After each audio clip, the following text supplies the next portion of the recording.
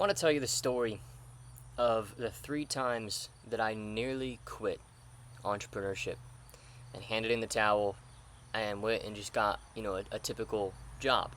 I figure I'd do pretty well in some sort of a sales job or something like that. I don't know. There's a couple industries that I'm really excited about. I actually have a big affinity for the pharmaceutical industry. I literally was online about to submit my application to a company here in Indiana that is actually a very widely known company, and it's a pharmaceutical company. And I was like, take a sales job. They pay $100,000 a year, $200,000 a year. Maybe I could work my way into leadership, hand in the towel, and be done. And I want to tell this story because I don't want to put on the illusion that I have it all figured out, because I don't, and nobody does. I have a couple of things really, really figured out, and they work most of the time. And those are the things that I teach my clients like Gherkin, who got my help at $20,000 a month and just had a $1.5 million month. People like Alex, who went from $20,000 a month to his second month, $100,000 a month in his business. People like Connor, he's never run a single dollar of paid advertising in his entire life. All organic, done $50,000 to $60,000 a month, and now, just today, he's just booked his first sales call for his business. It's a perfect, or gotten his first lead, a sales call. I actually don't know the specific. But now, basically, ads are starting to work for his business. So I know a couple of things that work really, really well. But every now and again, there's a new thing that comes around, and there's a new thing that I'm not able to figure out. So let me go backwards in time, back to 2017, when I first pulled the plug and said, I'm going to go all in with business. I'm going to make this work. This was when my family was going through a house fire. And so our house had burned down. And, a house fire is already hard enough. It just radically transforms your life. But it was particularly incredibly stressing on my dad, who, made all the money for our family, and it did pretty well. And, details aside, I really decided, okay, I really need to step up, and I really need to, make some more money. So the first time that I almost quit was when my girlfriend at the time told me that I'm being crazy.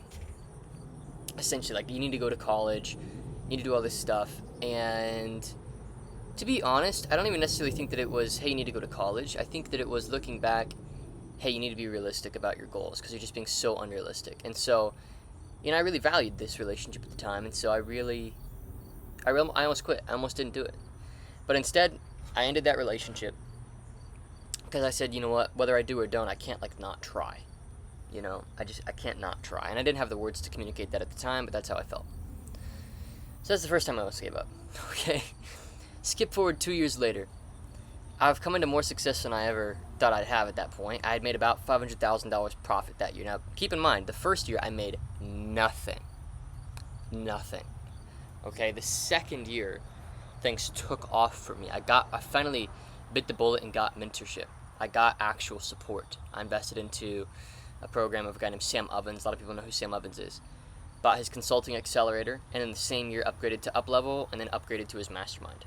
And all in the same year. Okay, and I went crazy. For the first time, everything made sense. It didn't feel like a bunch of random pieces, and that's what a good mentor can do, is they can take what feels like chaos and turn it into order that you can execute on. And I hope that I could be that for my clients to today. So in 2019, I had a bit of a falling out with a family member, and it made me really question if what I was doing was worth it, because I had built so much emotional distance, and it just started to feel like, wow, why am I even doing this? Is it really worth making all this money if the people that I thought I was doing it for, don't appreciate it, right? And don't see the merit in what I'm trying to do. That made me almost quit. And I remember actually, I at that point, I had just freshly rented this penthouse apartment. So this had been November 2019. I just turned 20. And I'm just now moving into this beautiful penthouse. You can scroll back on the videos on this channel. I had this 40-foot floor-to-ceiling window penthouse overlooking the most expensive street in my state. And I was very proud of it. It was a total waste of money, though. But it was great for the brand, I guess. So in that way, I think it ended up being a positive ROI. But Anyway, um, remember I fell on the floor in a panic attack because I felt so alone. I never felt so alone in my whole life. None of my siblings understood what I was doing. They didn't get it. My mother, and I love my mom, I really genuinely do, but she really just had this idea that I was just riding my dad's coattails, that I wasn't my own man. And so she didn't quite give me the respect that I really thought I'd have by that point. I mean, I was like, gosh, I'm passing 7 figures here. I'm doing something amazing, and it really embittered me. It embittered me so much that it really felt like the people that I'd set out to help didn't get it. And I've reconciled all these relationships to this day, and I've forgiven them because I don't know that I would ever feel or say anything different because, quite frankly, I mean, I was kind of a jerk. I was kind of mean, and I really isolated myself in these relationships. And then even friends at the time. I had some really close friends, that were, like, checking me. And I could tell that it wasn't a check, like, hey, I'm worried about you. It was more like trying to cut me down because they were insecure. I'm telling you, that is the hardest part about coming into some success, is that people love checking your character when in reality they're just jealous. They're just envious because you're reflecting back to them so many of their insecurities. And at the time, I didn't have the wisdom to navigate those relationships, so I ended up losing so many of the relationships that I'd held so dear. And I found a handful of people in the industry, one of which, was a client of mine who actually was my first client to ever reach 8 figures. So this would be a couple years later. And we became really good friends. And that really helped me navigate a lot of the struggle, So that was the second time I almost quit. You can notice that both times it was mostly relationships. And that's really the hard part about the 0 to 1, is that a lot of it often is that it's not necessarily anything practical or tactical within the business that's been holding you on the ground, so much as it is the relationships and the network that you've built and the roots that you have.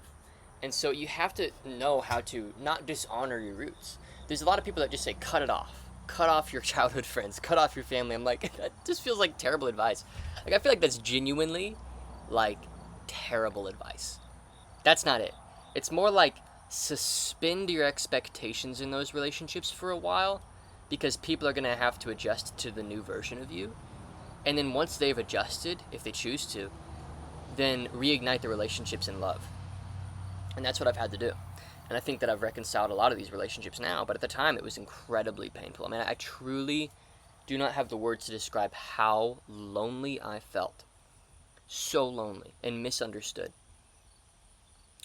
And so that made me act out, and it confirmed the things that they felt about me. I was like, you know what, fine. If they don't want my help, I'm just going to go buy nice shit. And that's what I did. I'm going to go buy a nice car. I bought a Tesla Model X. It was like $100,000 at the time. Bought a Jaguar F-Type, which is like $70,000. I had a watch collection worth almost $200,000, all this stuff, because I was just like, you know what, at this point, I might as well do it for me, So fast forward a couple years, it's about late 2020 that I met my now wife, which is amazing, and at the time, I became particularly envious of somebody that I was close to who had grown much quicker than myself. And it made me feel like, what am I doing? It's so amazing how even when you're making like $500,000 or even $1 million a year, if somebody flies by you, it makes you really question, like, am I even that good at this? But the truth was, and this is no slight to them at all, they've done incredibly well. They were just burning the candle at both ends, going way harder than I've ever allowed myself to. 12-hour days, hardly any sleep. They lost a ton of weight. They were addicted to caffeine and hopefully nothing else, but I don't know that for sure. And they were just go, like unhealthy levels of obsession almost. That just wasn't sustainable, and now today they've quit the industry. But I was very envious of watching this person just leap forwards. And I remember I almost quit at this point. Again, so these are all the times that I almost quit. At this point, I had to call my dad. And as a man, you almost never cry to your dad. But the pain of watching somebody who I helped them get into this stuff. They were a client, and then they became a close friend. And then watching them fly by me was so painful, so painful. And I had no idea how to navigate those feelings. Now today, if it were to happen, I'd I wouldn't care. Like I'm fighting my own. I'm in my own lane. I don't. You have to mature through these things as an entrepreneur. You'd think, and I know you guys, some of you are probably judging me. You'd think you wouldn't respond that way, but imagine all of your clients bring them up, all of your team brings them up. Everybody asks how you're dealing with it, and like it's like, I wasn't prepared for that. I was not prepared for those questions. So I remember calling my dad, and I vented, and I just found myself crying. I was like, wow, this is really heavy on me. And so my wife and I, at the time, were about to get engaged, and I was like, this is too much. So I had the distance from myself from this person, and my wife literally was like, or my fiance at the time was like, really like, you just need to like build some distance here. And she even told me like they're running at an unsustainable pace, and you know that. And I'm like, yeah, I know that, but it still hurts, you know. And it did hurt. And so I almost quit at that point, but I didn't quit. Fast forward a bit, we're about to get married. My wife and I are about to get married. I made a massive mistake. I had some incredible, very talented individuals on my team who I was growing my organization with at the time. And I said, you know what, hey, if we have a record week this week, which was $100,000, I said, if we do $100,000 this week, which we ended up doing, I said, and we had gone out to dinner. I was just a big mouth idiot, and I was like, hey, you know what, I'll get you guys all Rolexes. Let's just do it. If we have $100,000 week this week, I'll get you guys all Rolexes. And I was just being a big old idiot, and we did the $100,000 week, and I looked at our finances after the week, and they don't know the finances of the business. They don't know what I owed in tax. They didn't know the obligations that I'd made, the promises that I'd made to certain people about certain things that I'd be able to do for them at that point, which, you know, I'm going to keep some of those things to my chest because unfortunately it's just a lot of personal stuff that I was dealing with, some legal things, some things that my family was going through. You know, if you go back to, you know, the house fire, you know, my dad had basically gotten tangled up in some stuff, and I don't want to say any specifics, but I realized, wow, like that's a really bad precedent to set, that the thing that we're fighting for is like watches, and I don't feel like that's healthy long term, and I really regret saying that. So we did the $100,000, and then I told these guys like, look, I'm so sorry. Like I really let my mouth get ahead of me. I really feel like I shouldn't have said that, and I deeply apologize. And I think we were both in the wrong here. I think they were in the wrong for how they responded. I was also more than in the wrong for having said I'd do something and not doing it. And then they left. And then not only did they leave, they built competing businesses, and they took a lot of my clients out with me, and they dragged my name as they did it. And you know, they really made it really hard for me to operate in my space for a minute, because, and I get it, like, you know, it's very easy to see me as a manipulative person at that point, and I more than understand. And again, with all these things, you have to forgive and get better, and I've more than forgiven and reconciled all these relationships, and I more than understand what they did. Like, if I was employed by some 22-year-old, you know, overly confident, somewhat arrogant jerk who told me he'd get me a watch if I performed a certain way, and then I don't get it, like, I'd be pretty mad too. So it was a huge mistake on my part.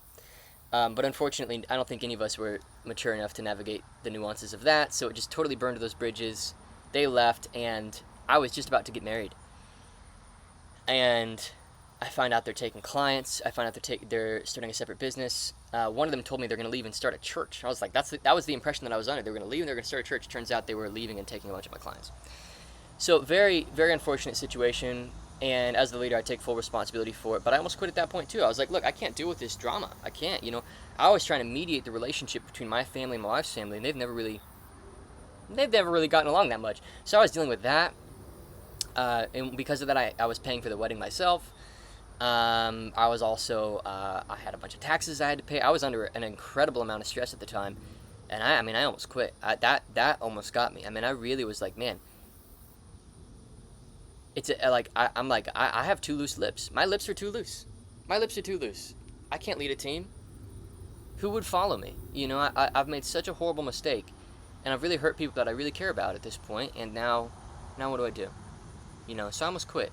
And I kind of did there for a minute, actually. That really almost got me. But then mid 2022, towards the end of 2022, I decided, I'm going to start to try and build again, because that really almost got me. And now I'm here today, and across the two businesses, I'm pacing well over 100 grand a month profit in the two businesses. I'll probably make another catastrophic, massive mistake. You just learn to account for them. But the reason I'm sharing this with you guys is because I just want you to know, like, that I'm not perfect, and also, not that anybody thinks I am. I don't know that I put on the impression that I am, but I still just want to be honest about, like, the things that have happened. And I also want to give you the picture of, like, you're going to make a ton of mistakes, and you are going to it's going to be an incredibly challenging thing. And the theme that keeps coming up over and over again that really fueled a lot of my mistakes, quite honestly, was a lack of humility. I really lacked humility on the come up. I really, really lacked humility. I really thought that I was humble, but I truly wasn't. And this is where I'm going to preach a little bit. I really think that the Lord is so good to me that He's kept me alive while teaching me lessons that you usually have to come near death to have. And particularly that, none of my success is mine. It's all lent to me, for me to steward. And literally and actually, in my heart, I don't see my money as mine. And when you get to that point, you actually end up making way more money. When you really see the money as something that you got to take care of and grow, not yours that you can do what you want with. And I had to be really humbled in order to get there. And the Lord's been very, very good to me in that particular way. He's also given me a wife who has been more than understanding in all these different seasons and all the stuff that we've navigated. And He's also just drawn me closer to Jesus. It's like, I tell you what, I put on my story, I was like, if you listen to all my tactical business advice and you just write me off with the Jesus stuff because you just think, like, I grew up in it, or I'm just I haven't really matured out of that yet, or I don't really understand, and I'm just coping with my pain, like, then you're genuinely an idiot. Like, you can't have one part of my advice and ignore the other part. Like, you got to take the whole pie or none of it. And one of them is, like, that Jesus truly is at the center of my heart, and that my financial success is a byproduct, so long as He decides to allow it to be, of the focuses that I give to moving with the character of Jesus. And if that doesn't resonate with you, then you don't know who Jesus is. And you don't understand how practical that is. It's like if you get the middle right, everything else kind of expands out from it. It's like the bullseye on a target. If you hit the bullseye, or if you're right in the middle, you get that right, everything else kind of expands from it. And one of those things is really just the heart posture through which you move and navigate the complexities of being a human, And what do you put on your idol? Or what do you worship? What do you put on the centerpiece, the center mantle of your heart? That's the question you got to ask yourself, and that's a very important thing, because a lot of these mistakes have been because I put my financial success right at the center of my heart, and it was truly all that mattered to me. And, people would check me, and they wouldn't check the right thing because they just were jealous. Genuinely, like a vast majority of the time. The only exception would maybe be my dad. My dad would check me, and I'm like, okay. But pretty much anybody else I wouldn't listen to, because it just was hard to listen. Like, it's hard to, like, hear, like, they would say things about me I just knew weren't true, because I'd worked so hard on that facet of my character. But in this particular way of, like, finances were my entire life, like, almost every mistake that I've ever made was because I put my self-worth in my net worth, as opposed to allowing my net worth to be a byproduct of my self-worth, which is found in Jesus and what He's already accomplished on my behalf. And so now I have an infinite source of self-worth, and I don't really care how well my money's doing. Like, at the end of the day, my wife and I are happy.